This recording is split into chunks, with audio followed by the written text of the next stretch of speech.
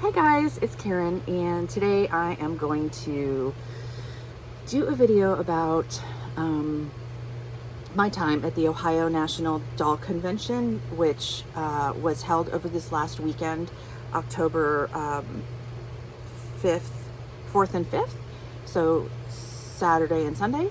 It's Monday the 6th now, and I am home.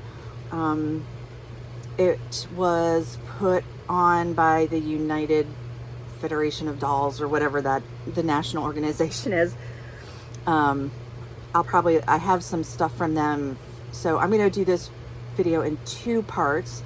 Part one is what I did on Saturday night, and then part two will be what I got at the show on Sunday. So I drove to Columbus from South Bend, Indiana, and it took me about 4:45 to get to drive there. And I got in on Friday night, and then I took a travel day, and then Saturday there were some events that were happening, so like talks and things. I didn't do any of that, but what I came down for was Saturday night there was a dinner hosted by Virtual Doll Convention, and a catered dinner, and then Robert Tonner was the guest of honor for that. So I had signed up for that very early, because that was like really what I wanted to do there, was to go meet Rachel Hoffman and Christopher and Robert Tonner and Tamara Casey of Designs by Jude, and so this first video will be talking about the dinner, and then part two, like I said earlier, will be about what I got at the doll show, because the show floor wasn't open until Sunday. So there's only one day of shopping. It was $10 admission, and then it was open 10 to 4 on Sunday. And it was pretty big, and I was exhausted. So I got lots of good stuff. I mean, not lots and lots, but I got lots of good stuff. So let me pause, and I will go down to the table and show you guys some, like, the stuff that I got from the dinner. Okay, so you guys know the drill on my messy desk. I don't really have a lot of room to talk about anything, but we're gonna try. So the theme of the evening was Dark Academia. I believe that Robert Tonner has some of the new concepts for Elwin are Dark Academia themed. So there was like, Christopher had set up like candles. I believe Christopher had been in, there was candles, like candelabras and fairy lights on the tables, and we had some academia themed. They're actually look like Harry Potter themed, but that'll work too. These are just fun Harry Potter round glasses. This was on the table, and a witch's broom, which also is a pencil, which is really cute. And then a wand and a spider, which I wore. I had that on for the evening. But you're funny. And then, the wand. And there was this shopping bag from Facet's Boutique. I did not find her boutique. I didn't find her booth. She was there, but I didn't find her in the chaos of the day after, and of the shopping day. So I'm bummed about that, but I buy from her website, so that's okay. But I really wanted to meet her in person. So I didn't open this or anything, because I didn't end up getting to her. And then there was this little bag of goodies. This cool paper doll that you could use as a bookmark. Created by Diana Vining for the VDC and the virtualdollconvention.com. It's got a fabric bow, a ribbon bow. I think this is so adorable. I really got to get a scrapbook going to keep this stuff. And then some chocolates, which I wanted to eat that night later because I didn't have any sweets, but I saved them for this. So I'll eat these later. And here's a little, oh cute, it's a little headband with a bow on it that would fit on a, like a Barbie-sized head, or possibly even like a Tyler head. So that's really cool. And A doll shoe ruler? How cool is this? And, oh my God, this is even better.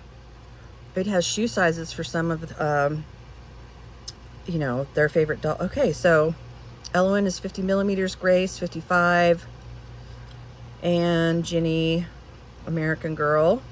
That's really awesome. That's very handy. I didn't even notice that because, again, I didn't take this stuff out because I was saving it for the video. And created for the virtual doll convention by the Paper Doll Shop for the National Ohio Doll Show. So she made this goodie bag for us, Diana. And she's also, I believe, there were some giveaways, like some raffle giveaways. We all got a ticket at the table. And I believe she has a Paper Doll subscription now. I believe that's right. I didn't win that, so that's sad for me, but that's cool that she's doing that. And then they had this complimentary copy of the Doll Castle magazine, and it has, like, at the center, which I had noticed, it has some really cute paper dolls. I don't know if you can see that, but I plan to read this later. And then it has inside back issues and information about the Doll Castle news, and how you can get a subscription to it.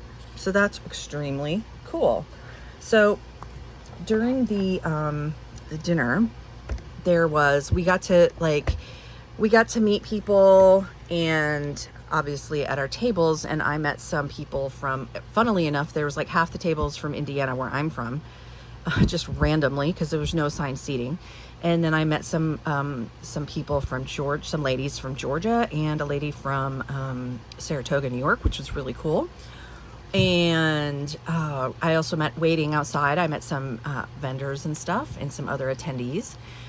And the dinner, after the dinner was over, they did, what am I trying to say? Christopher did a presentation on how to manifest doll creativity, and it was really funny. He was really funny. And then Robert Tonner came on and did a talk about explaining to folks the theme of Dark Academia, because a lot of people, older people, probably don't know what that is. And if you don't know what that is, to me, it's like academic like settings in like Oxford, England, or, you know, old stone colleges that are like very old, you know, not like a modern one built here in America, but like an old European college, Victorian, Edwardian inspired clothing, pinafores, plaid skirts, library chic, glasses, candles. One thing he did note, though, that was interesting is it's not just, because when you think dark academia, like for me, and if you go like look on Pinterest for it and stuff, you'll see a lot of browns and blacks, but he brought up a lot of like pops of color as well, which working with that, which was really cool. That was interesting. That opened up my mind a bit.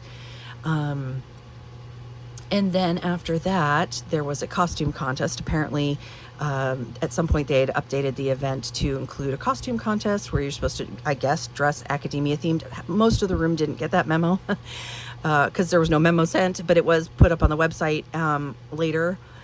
And then our Sybils that we had, if you had made a Sybil for the virtual doll convention, those were on display. Mine was there.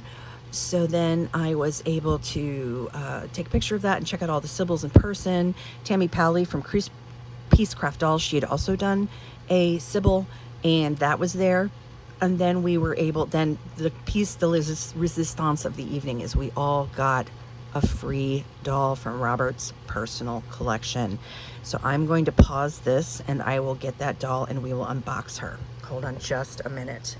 All right, guys, here it is. This is the free doll. Oop, the messy desk. We got, and everybody got, there's 135 people at dinner, I think, and everybody received, that wasn't like part of the VDC table and everything, and the sponsors. We received another Wednesday, which I thought was pretty apropos since this is the Bianca-inspired Nima that Robert had released when he did the Wednesday Addams dolls last year. And she's dressed in the Nevermore inspired academia outfit, uniform. So let me pause this and get the box out. I have not unboxed her yet. All right, here we go. I was super excited to have this doll, you guys. As you know, my Nima and Elowen collection are growing, but they're not large yet. I had brought Elowen with me. I brought my Chasing Rainbows Elowen with me to the event. And I had her at the table with me while we were eating. I'll try to insert a picture. A lot of people brought dolls at my table. The girl across from me, she had brought an Anomaly Smart doll who was wearing fashions from Elite Doll World on Etsy. So here she is. And this, her card says, another Wednesday, Nima. Another Wednesday, halls so wide, Nima walks with Elowen by her side. A friendship strong, a bond they share, in whispered rooms and shadowed stare. Fortunate, yes, to be here still, where mysteries linger and silence fills. Yet, with Elowen, all fears, dismay, just another Wednesday, come what may. And so she's a 2024 release. That also should be going in a scrapbook, so they don't have yet. Okay, so let us pull her out, and I will pause and I'll be right back again. Okay, I have her. Now, I got her stand and everything, but I'm not going to stand her up because, I don't have a lot of vertical space right now in this setup, in this messy setup. I think she's so pretty. The thing about this, she's inspired on Bianca, who I think in the show her hair was either really, really, really crop short or bald. I don't remember, guys. I'm in season 2 of the new one. I've only watched the first 2 episodes though. And she has icy blue eyes. And the thing about it is she has a short afro and this really awesome natural hair. So I already have the Life's a Beach 4 Nima, who has a larger afro, which you guys know. I'll put them together for comparison. In the promo pictures for this doll, her hair on the website is shorter than this. A little bit shorter on the virtual doll convention, it seems. And I believe she's still for sale. At least she was this weekend for $235. So, oh, she's not wearing her shoes. Her shoes are so cute, guys. I have them. I'll show them to you in a minute. But you can see the length difference in, I hope, in the two. Siri thought I was talking to her and turned off my camera. So I don't know if you can see the difference in the length. So I'm not like, I think that's, to me, and hers is a little more brown. I don't know if you can see, my lighting is terrible in here. Her hair is a little more brown and her hair is a little bit more true black. This Nima has like warm brown eyes, and this Nima has blue, which my other Nima has. Now I have 3 Nimas, and I am stoked. I love Nima. She is like the coolest. So she also has blue eyes, but her eyes are a darker blue, a slightly darker blue than Wednesday Beyond. And I like that she has a natural lip color and it's not as dark as my other 2 Nimas. So it's not quite as dark as hers, and it's definitely lighter than Life's a Beach 4, who has dark mulberry lips. So this, as usual, these outfits are just freaking impeccable. It looks like here we have an Elowen Wild tag, and on the other side it has Robert's website, which is now our Tonner Design. And this wool pleated skirt, amazing. She has tights and panties on over that. I don't know if look at the fit of this blazer. It is so good. So good. I know that he couldn't copy, when he was making these, he didn't copy the Wednesday Addams Nevermore outfits exactly. So it's, you know, they're inspired by. She has a spider detail here on her lapel and a tie and a gray shirt underneath. I am slightly concerned about her being in a dark outfit for so long. You know me, I redress all my dolls, so she will be wearing different fashions. And I'm going to show you the shoes now. They're super cute. They're Mary Jane's. I am in love with them. Patent leather Mary Jane style. So cute. So, after we got the dolls, after the dolls were distributed, we formed a line. If we wanted to, we could go check out the table with the Blythe dolls. I mean, with the, sorry, Blythe dolls, Jesus.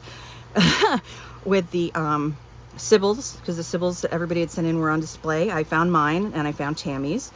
And we then were able to, if we wanted to, we could take our Sybil and get a selfie with Robert. But after that, we could walk, you know, we could file through and meet Robert. He was sitting at a table on the way out. And so I had brought my, Elowen that I brought, and I introduced myself and he signed it for me, which was really cool. And, you know, I told him, you know, thank you for still creating dolls. And I took a selfie with him, which was a good selfie of him, not of me. So we will not be sharing that. And I also took the opportunity to talk to Rachel Hoffman. And I spent a lot of time talking to Tamara of Designs by Jude, because if you guys have never, even if you don't buy or sew her patterns, but you're interested in sewing, her tutorials that she gives on the patterns she produces, like, I religiously watch every single one of her YouTube videos, even if I don't have the doll or I'm not going to buy the pattern specifically. And I would say that she single-handedly has helped elevate my sewing skills like 110%. Like I watch a lot of sewing videos, but I mean, you know, specifically for doll sewing, her videos are so great. I'm having a hard time getting these on, actually. I'm not gonna lie. They will fit, they will go on. They're just a bit fiddly. They're very tight. I feel like I need a shoehorn, like a doll size shoehorn, to get this on here. I don't think there's anything in the toe. Let's check. No, there's nothing in the toe. And that was really gratifying to be able to talk to her and tell her how much her videos had meant to me and helped me with my own personal growth.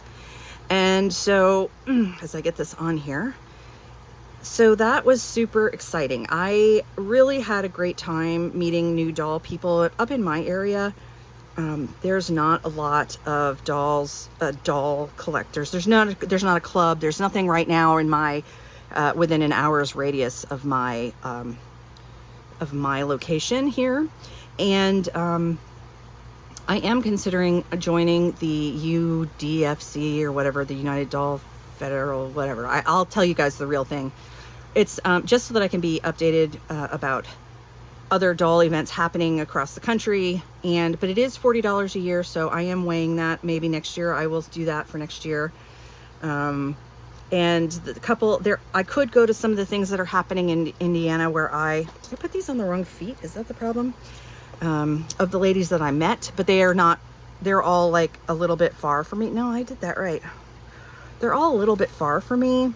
So, yeah, but it was really cool still meeting people in my state, because like I said, there's nobody in person really up here in my area that I know of that collects dolls. So I really had a great time and I was super happy that I went. Oh, and one last thing, that's what I wanted to say. They had a table with sneak peeks of some of the subscription items that were going to be in the boxes in the next subscription for next year, 2026.